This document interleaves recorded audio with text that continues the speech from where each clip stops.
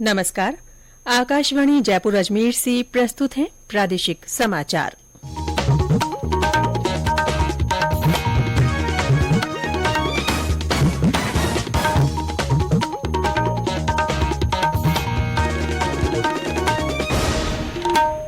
मुख्य समाचार। प्रधानमंत्री नरेंद्र मोदी आज राष्ट्रीय प्रौद्योगिकी दिवस के अवसर पर 5,800 करोड़ रुपए से अधिक की वैज्ञानिक परियोजनाओं की आधारशिला रखेंगे। प्रधानमंत्री नरेंद्र मोदी द्वारा प्रदेश को 5,500 करोड़ रुपए से अधिक की परियोजनाओं की सौगात पर प्रदेशवासियों ने जताया आभार। राज्य सरकार ने जयपुर बम ब्लास्ट केस में सुप्रीम कोर्ट में विशेष अनुमति याचिका पेश की। और पूर्व उप मुख्यमंत्री सचिन पायलट की अजमेर से जयपुर की जनसंघर्ष पद यात्रा आज से।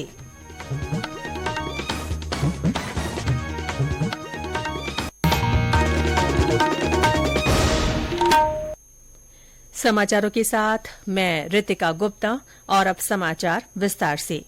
प्रधानमंत्री नरेंद्र मोदी आज राष्ट्रीय प्रौद्योगिकी दिवस के अवसर पर 5,800 करोड़ रुपए से अधिक की कई वैज्ञानिक परियोजनाओं की आधारशिला रखेंगे और राष्ट्र को समर्पित करेंगे। श्री मोदी इस मौके पर नई दिल्ली में एक कार्यक्रम का उद्घाटन करेंगे। राष्ट्रीय प्रौद्योगिकी दिवस के इस वर्ष के समारोह में अटल इनोवेशन मिशन पर विशेष ध्यान दिया गया है। अटल इनोवेशन मिशन पेवेलियन में कई नई परियोजनाओं का प्रदर्शन किया जाएगा। इस दौरान आगंतुकों को नवाचार सत्र देखने, अनुसंधान गतिविधियों में शामिल होने, स्टार्टअप्स के उत्कृष्ट नवाचारों और उत्पादों को देखने का अवसर मिलेगा। कार्यक्रम के दौरान प्रधानमंत्री हाल ही के दिनों में भारत में की गई वैज्ञानिक और तकनीकी प्रगति को दर्शाने वाले एक्सपो का भी उद्घाटन करेंगे। श्री मोदी इस अवसर पर एक स्मारक डाक टिकट और सिक्का भी जारी करेंगे। इधर राजधानी जयपुर में भी राष्ट्रीय प्रौद्योगिकी दिवस मनाया जा रहा है। प्रौद्योगिकी दिवस का उद्देश्य स्कूली छात्रों के बीच विज्ञान और प्रौद्योगिकी को बढ़ावा देना है। प्रधानमंत्री नरेंद्र मोदी ने कल प्रदेश के एक दिवसीय दौरे के तहत नाथद्वारा से प्रदेश को 5,500 करोड़ रुपए से अधिक की परियोजनाओं की सौगात दी। इनमें 4 राष्ट्रीय राजमार्ग परियोजनाएं और 3 रेल परियोजनाएं शामिल हैं। प्रधानमंत्री ने उदयपुर शामलाजी खंड 6 लेन, बर बिलाड़ा जोधपुर खंड 4 लेन और झाड़ोल से अंबावेली खंड 2 लेन पेव्ड शोल्डर परियोजनाओं का लोकार्पण किया। उन्होंने मावली मारवाड़ रेलमार्ग के गेज परिवर्तन, 4 भुजा से निचली ओडन खंड 2 lane paved shoulder, Udaipur city railway station का पुनर्विकास और नाथद्वारा से नाथद्वारा टाउन तक नई रेल लाइन के कार्यों का शिलान्यास किया। कार्यक्रम के बाद राजसमंद के स्थानीय निवासियों ने प्रधानमंत्री का आभार व्यक्त किया। बड़ा अद्वितीय अवसर था हमारे क्षेत्र और राजसमंद जिले के लिए।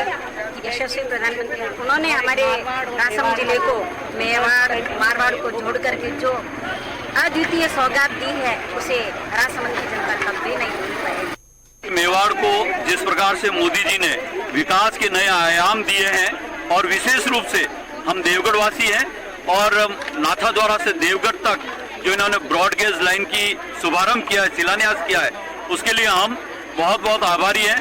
और मोदी जी के नेतृत्व में देश और देश के साथ साथ राज्य का सर्वांगीण विकास हो रहा है। सड़क परिवहन और राजमार्ग मंत्री नितिन गडकरी ने कहा है कि भारत का ऑटो सेक्टर अगले 5 साल में चीन और अमेरिका को पीछे छोड़कर दुनिया में पहले स्थान पर होगा। उन्होंने कहा कि भारत जापान को पहले ही पीछे छोड़ चुका है। श्री गडकरी ने नई दिल्ली में भारतीय उद्योग परिसंघ CII के कार्यक्रम को संबोधित करते हुए ये बात कही। श्री गडकरी ने कहा कि सरकार देश को बेहतर बनाने के लिए ब्लॉक स्तर पर कल्याणकारी योजनाओं को लागू करने पर ध्यान दे रही है। उन्होंने उद्योग जगत से शहरों में पानी की कमी और प्रदूषण जैसी समस्याओं का तकनीकी समाधान खोजने की अपील की। श्री गडकरी ने पर्यटन क्षेत्र में निवेश का भी आग्रह किया ताकि रोजगार के अवसर पैदा किए जा सकें। जल शक्ति मंत्रालय के राष्ट्रीय जल मिशन, जल संसाधन, नदी विकास और गंगा संरक्षण विभाग की ओर से कल नई दिल्ली में केंद्रीय नोडल अधिकारियों और तकनीकी अधिकारियों के लिए एक कार्यशाला आयोजित की गई। ये अधिकारी जल शक्ति अभियान कैच द रेन 2023 के प्रभावी कार्यान्वयन को सुनिश्चित करने के लिए देश भर के 150 जिलों का दौरा करेंगे। केंद्रीय दल मानसून से पहले और बाद में जिलों के दौरे पर रहेंगे। जल शक्ति मंत्री गजेंद्र सिंह शेखावत ने कहा कि प्रधानमंत्री के जल संचय के मंत्र से प्रेरित होकर उनके मंत्रालय ने जल आंदोलन को जन आंदोलन बनाने के लिए 2019 में जल शक्ति अभियान शुरू किया था। उन्होंने कहा कि कोई भी अभियान केवल सामुदायिक भागीदारी के माध्यम से ही सफल हो सकता है। ये समाचार आकाशवाणी जयपुर अजमेर से प्रसारित किए जा रहे हैं।